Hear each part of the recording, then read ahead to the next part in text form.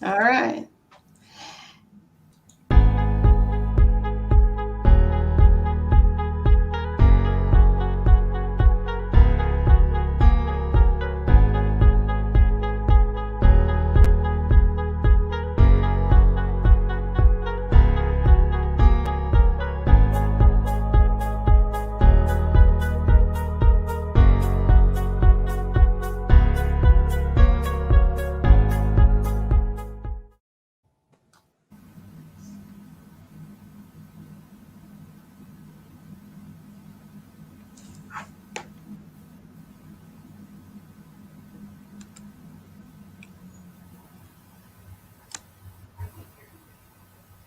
Me either. Okay, I can't hear. Oh, Miss Annie, you're muted. sorry. Sorry, guys. Welcome to the first one. So, my name is Erin Anning. I'm the librarian and site technology facilitator at Glen Magnet High School. Welcome to our live Q&A for the Magnet Virtual Showcase. I'm your moderator for today. So, we are going live on YouTube and Facebook. We're going to have the principal introduce himself, and then I'm going to turn it over to Dr. Candy Tompkins as we go over what is involved in our 4 exciting magnet programs. Please leave some comments, and we will get to those throughout our live session. Mr. Signator. Good morning. I am Mr. Signator, principal of Glen Magnet High School. We would like to thank you all for tuning in with us today, and hope you get something out of this and make you choose Glen High School as your next destination. Good morning. I am Dr. Candy Tompkins. I am the Magnet Site Coordinator here at Glen Oaks. So the purpose of today's live question and answer session is for our potential parents to kind of get an idea of what it's like at Glen Oaks and to ask any questions that they may have about our magnet programs.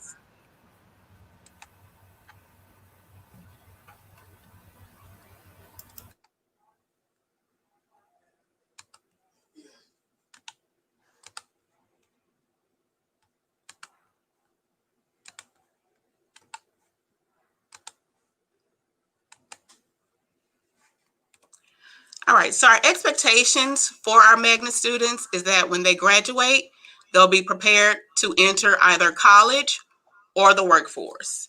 And so we do that by providing a rigorous curriculum for the students, and then also providing them with hands-on experience to build their skill set to enter a career. At this time, I'm going to ask Ms.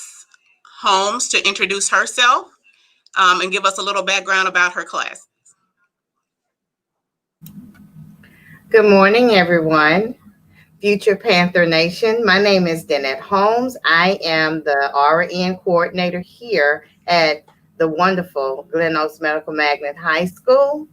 Presently, I teach patient care technician and emergency medical responder.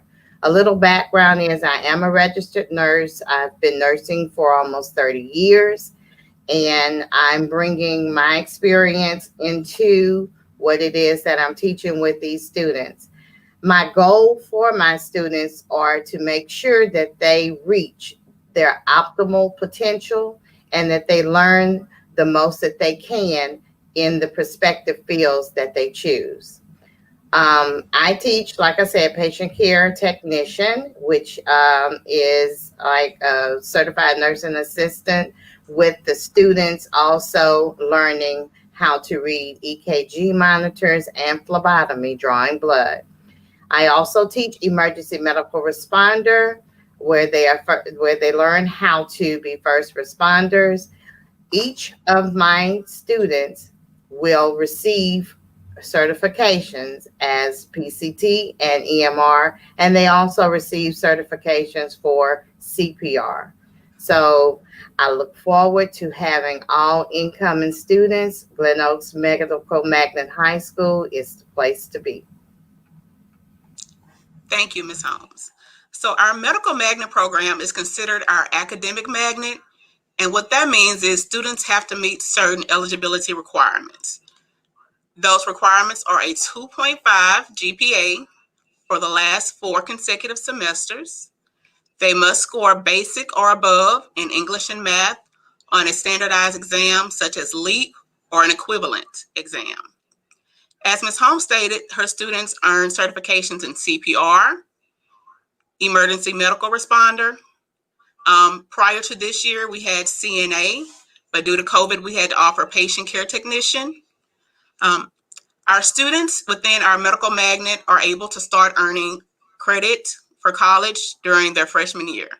So they're able to start accumulating that credit so that once they graduate, if they want to go to college, they'll have that opportunity and less classes to take. Within our medical magnet, we also have the partnership with Baton Rouge General. And so what that allows our students for is job shadowing opportunities, internships, and mentoring. Along with just the theory that's taught in class, the students get a lot of hands-on experience. So in addition to what we do here at Glen Oaks, we also try to take the kids out to different field trips so they can see how what they're learning is actually implemented. So we take them, for example, last school year, we had a student who wanted to be a veterinarian. So we took them to the vet school.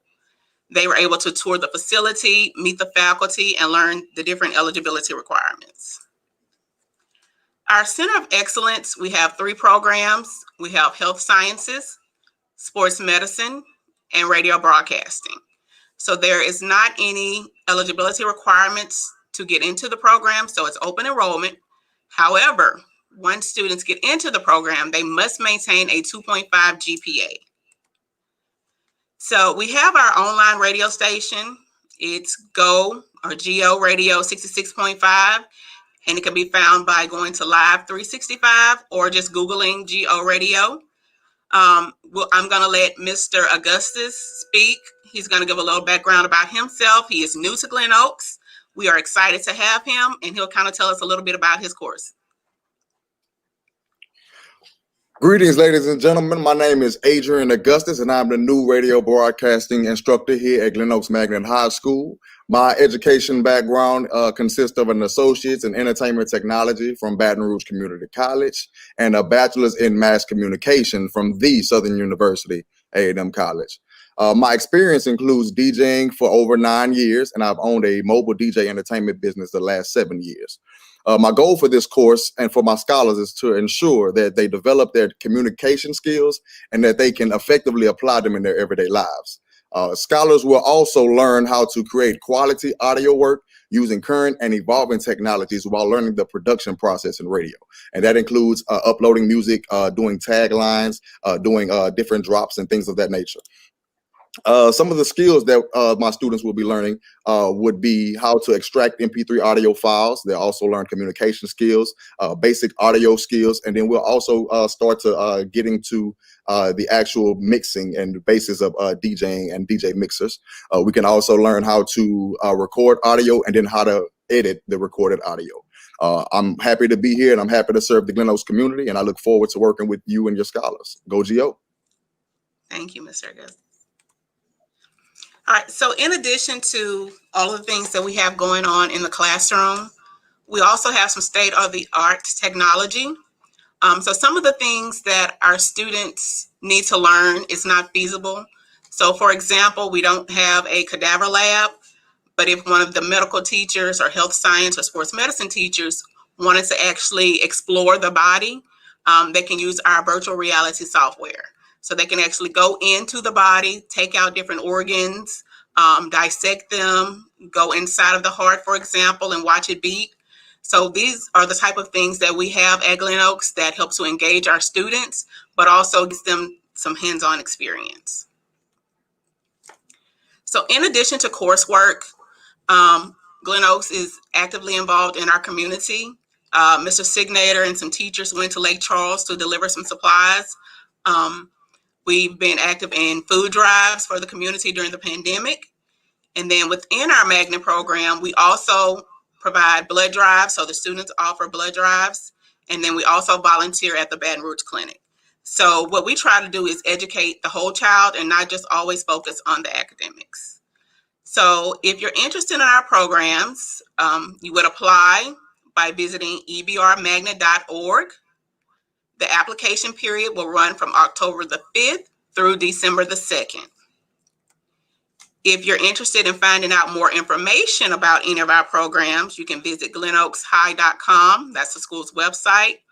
Or you can email me at ktompkins@ebrschools.org. And then now we'll open up the floor to some questions. All right, so hi everybody. Thank you for the presentations, y'all. I've been monitoring the comments, and I'm going to put a couple up for us to look at.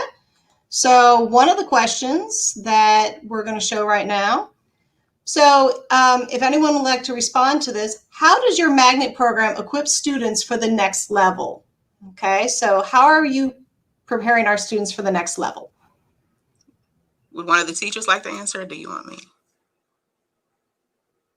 You can start, Dr. Tompkins, and if someone wants to join in, by all means, join in. So as I stated in the presentation, our goal is to have our students be both college and career ready. So if we have a student that's graduating who is not interested in going to college, then we provide those hands-on skills so that if they go to be a CNA, or if they want to go work at a hospital, they have a certain skill set that normal students would not have. So we prepare them with a lot of the hands-on experience that they gain in the classroom. Now, if a student wants to go to college, we offer dual enrollment classes, AP classes, honors classes, and we just try to make sure that our curriculum is rigorous so that they are prepared to handle the load of college courses.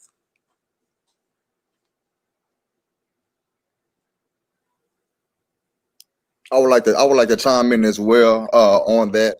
I think that once a scholar figures out what their career path will be, I think this program can also actually be specialized into those areas where they choose. So if someone wanted to get into the radio aspect, there are so many different areas of radio and broadcasting in general that they could partake in. So from the DJing aspect of it, to the actual personality on the radio aspect of it, to the programming aspect of it, and then the communication skills that they learn here are skills that you could use across the platform on any different platform, because communication is big and a lot of people don't know how to communicate effectively. And I think that's something that we can implement as well. Also, I wanted to chime in with what Dr. Tompkins was saying. We give them a strong foundation in our medical field and radio broadcasting, with all of the aspects and avenues that we have to offer these students. They get a strong background. So if they do decide that they want to go to college, then they have these tools that we have provided for them that will help strengthen them and help them to succeed as they venture on into college. And if not, they decide to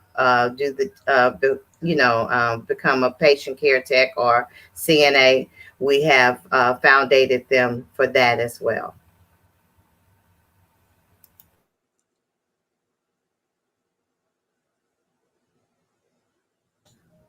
Okay, I'm moving on to another question, and this one is certainly something that I think everybody is debating in 2020 because of the coronavirus. So this question coming to us is this one right here. So how have you managed to keep academics and student engagement high during the pandemic? If anyone would like to start, we'd love to hear your answers. Okay.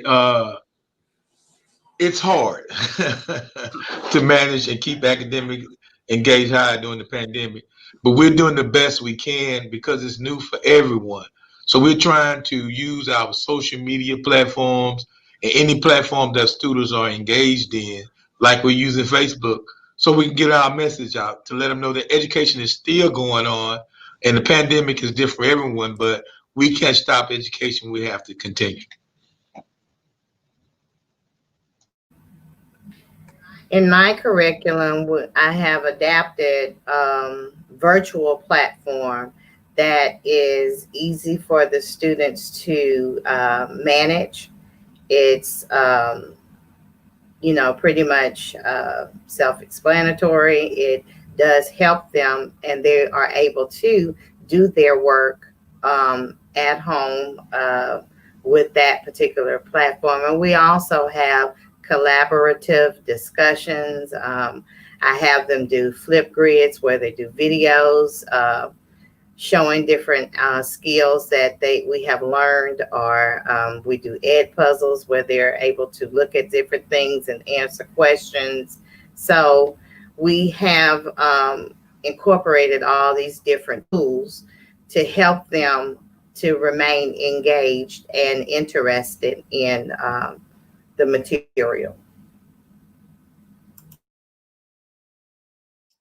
And just to piggyback off of what Mr. Signator was saying, using the social media, we do Live at the Oak on Wednesdays. And what we do with Live at the Oak, we bring in a student DJ, and then sometimes I'll guest DJ on the platform as well, on the Instagram platform that students are always on all the time. And what we use that for is to make sure that they're logging in throughout the week for their classes, making sure that you're there, you're attentive, and that you're paying attention, that you are getting your instruction done. But that also gives you an incentive and something to look forward to, because everybody wants to participate and be on Live at the Oak, commenting and having a good time listening to the DJ. So that's just another incentive that we do to keep our engagement high.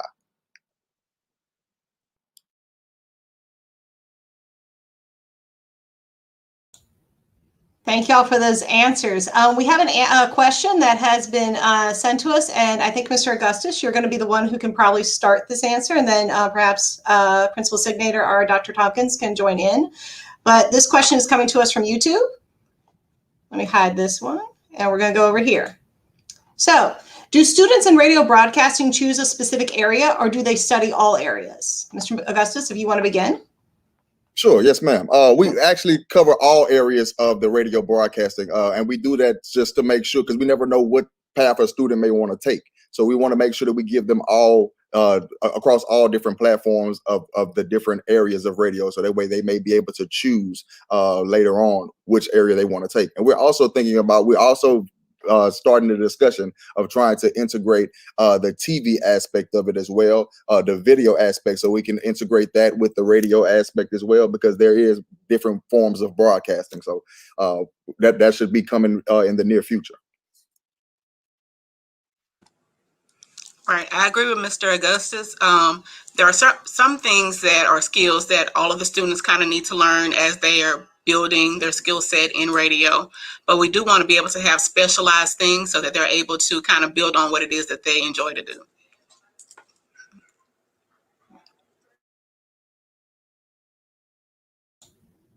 Okay, thank y'all for those answers. I hope that answered the question. We're going to go to another one that might apply to each person, depending on how it plays out in your room. But the question is, what is the average class size? Well, the average class size now varies because, in terms of face-to-face and virtual, but the average class size for magnet period or just one specific, because our numbers are not really high in terms of enrollment, in terms of class size.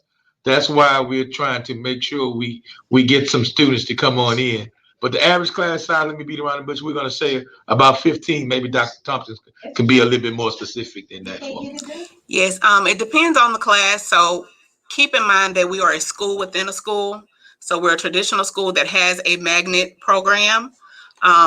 We try to keep our class sizes low so that the teachers have more opportunities to engage with the students. And if students are having difficulty learning certain skills, they have more opportunities to work one-on-one with those students. So the average class size, the largest class we have right now has maybe 15 students. And then they kind of range. They're usually around 10, 8 to 10.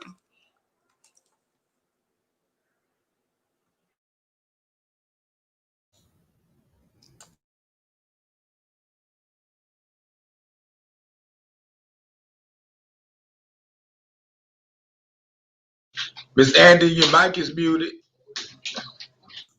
Sorry. So I checked that one away, and we have another question, and it's this one right here. What curriculum does your school implement and why?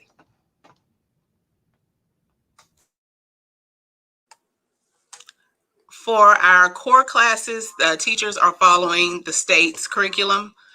For our medical classes, it's kind of a mix between the certification authority, so kind of make sure you're following their guidelines and teaching the things that they're required. For our health sciences, for example, they use Project Lead the Way. So it's an extremely rigorous curriculum. I had the opportunity this summer to go to one of the trainings, and I was actually surprised the depth of knowledge that the students learn in those courses. So students are doing hands-on experiments that most people wouldn't do unless they were in upper level college classes.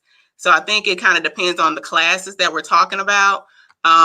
With Mr. Augustus, for example, he has more autonomy to teach based on the classes that he's offering.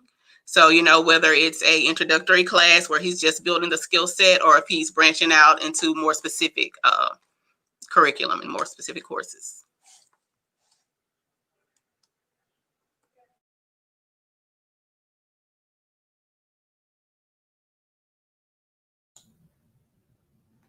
All right, thank you for those answers. We have another question here, which goes along with curriculum.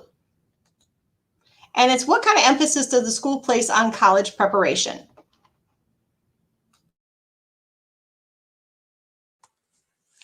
I think this question was kind of answered before with our course offerings. So we try to prepare the kids for college, and this is every student on campus, not just those in the magnet program, by giving them opportunities to take advanced placement classes, so AP classes, where they'll be able to, if they get a qualifying score, earn college credit. We do offer dual enrollment classes, both in our magnet program and outside, and the students also are able to take honors classes. So we have quite a few course offerings that allow kids to understand and be able to be engaged in the rigor that's expected when they go to college. And I think, if I'm not mistaken, Mr. Signator might could mention the partnership with the, I think it's 100 Black Men of Baton Rouge.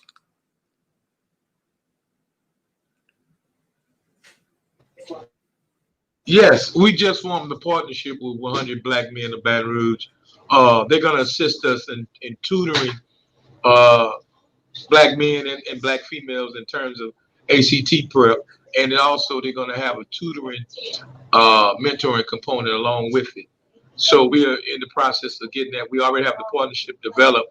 We just in the process of trying to get it started. Thank you for those answers. This is a question I'm sure a lot of parents are wondering, so we're going to post this one. And it's, how do educators communicate with the parents?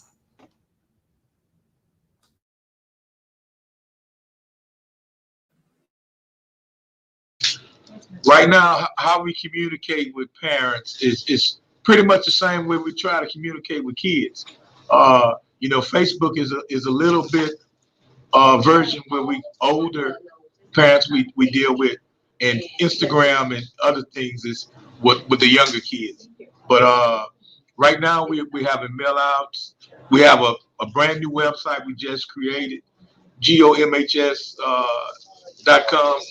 and we got a brand new website we're trying to get started.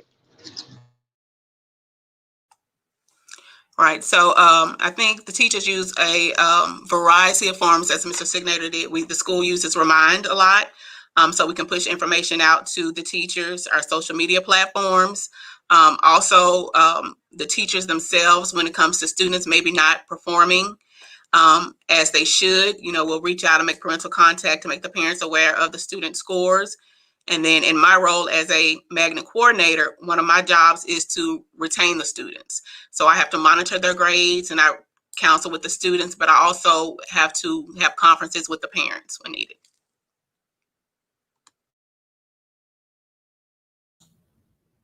Okay, thank y'all for those answers. We're moving on to another one coming to us from YouTube, and it's this one right here. What would you say to a parent of an IEP/504 plan, a child who has one of those, who is interested in your program? We say, come on. we have IEP 504 students enrolled in the program now, so there's no problem for them. We'll make sure they have the accommodation, the things they need to fulfill their IEP and 504. But our thing to you is come on and try the program. Right. I agree with Mr. Signator. We have students in our programs that have IEPs and 504s, and they're treated the same way any other student is. We'll give them their accommodations, and we work with them to make sure they're learning the skills that they need to learn, as well as the information that the teachers are teaching. So go ahead and apply.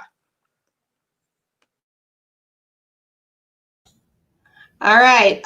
We have another question coming to us, and this one I'm super excited about because of all the construction that's going on around here. So this question here, how do the arts fit into the curriculum?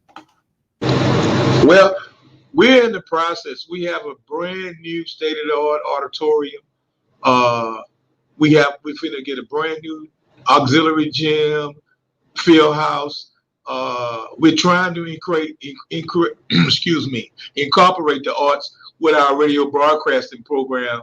So we're trying to marry those two together so we can develop a fine arts type thing. But in EBR, you have certain schools that have certain programs. So we're trying not to make sure we step on the feet of another school that may have the same program. But we're trying to incorporate the arts, a little theater, along with radio, a little sports medicine, so they can have some training and things that go on around the campus.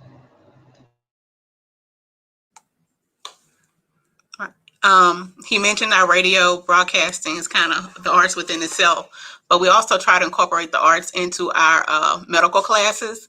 So teachers often will have students create and act out skits pertaining to different scenarios. We've had students who build models for us of the different organs or organ systems. So we try to make it a part of what we do because it's an outlet for kids. Like, we know all students do not learn the same way. So sometimes giving them opportunities to express themselves kind of give us a way of indicating, yes, they're truly grasping the concepts.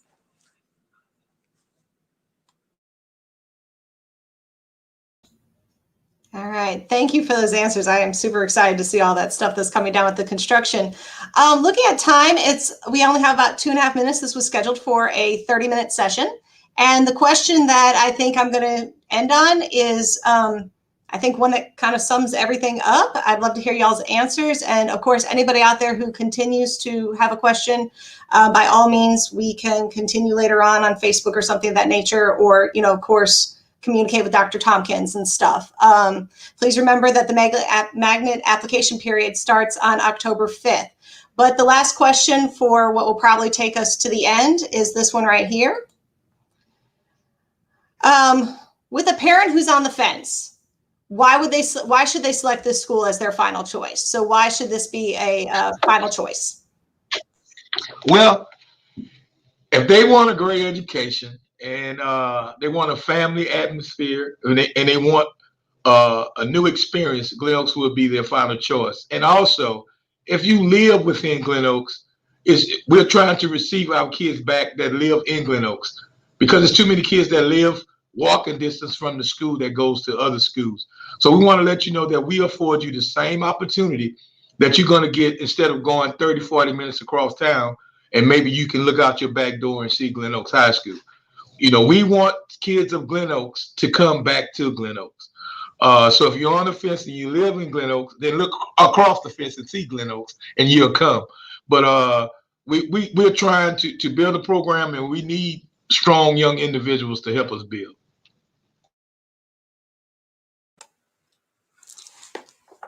So I think a parent who's on the fence should select Glen Oaks as their final choice, because the opportunities that our magnet program provides here, you're not going to find anywhere else in the district. So just ranging from what's taught in the classrooms, our atmosphere. We have a great group of faculty on campus that have experience working in various fields within their courses. The students here are awesome.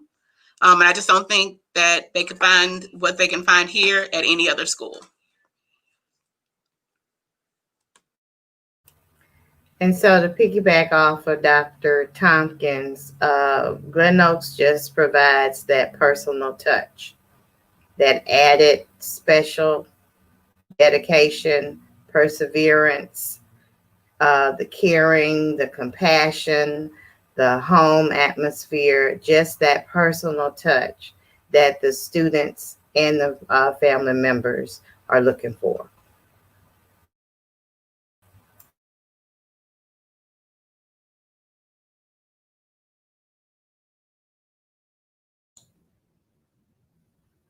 Okay, everybody.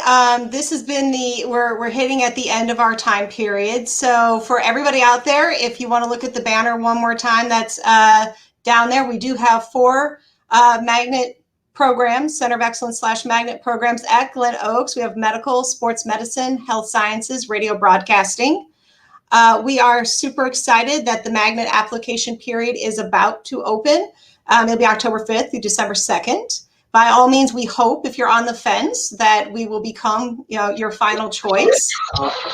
I have one thing to say before you close, Ms. Andy. Yes, sir. Gio, you know. If you don't know, now you know. And that is true. And if you come to us, you will eventually know exactly what he's talking about. By all means, please communicate with any of us, especially Dr. Tompkins, and be on the lookout on our social media for more stuff. And before we go, Dr. Tompkins, in case they're wondering what is going on later on this week, we have a meet and greet, I believe. Yes, ma'am. On Thursday from 9 to 11, parents can come drive by the school, or drive through, I should say, and receive little goodie baggies that have information about our programs. So please come out. If you're interested, if you have any questions, we would love to meet you guys and answer any questions that you may have. Again, that is on Thursday from 9 to 11. And I think we're going to end on that note. Thank you so much. We greatly appreciate everybody viewing, and we hope to see your applications at some point. So we're going to end the broadcast right now. Thank you to everybody who participated today. I greatly appreciate it. Thank you so much. Thank you, Ms. Andy.